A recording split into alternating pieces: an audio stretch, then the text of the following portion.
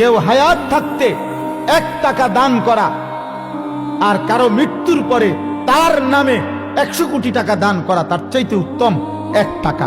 কারণ 1 টাকা আজ আমি জীবিত থাকতে আমার 1 টাকারও দরকার। আমি মরে গেলে আমার নামে দুনিয়াটা দিয়ে দিলে কি আমি তো নাই,